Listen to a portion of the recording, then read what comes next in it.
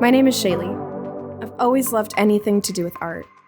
Any artistic medium, from photography to writing, to art installations, to theater and performance art. I like the idea of taking a blank canvas, an empty stage, pen and paper, a microphone, whatever, and creating something that expresses a part of me that I can then share and relate with other people. I've also worked in coffee for a while.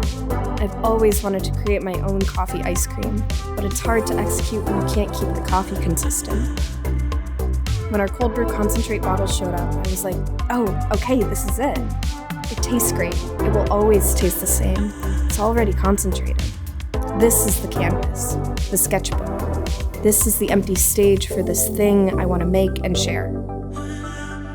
Concentrate on your creativity.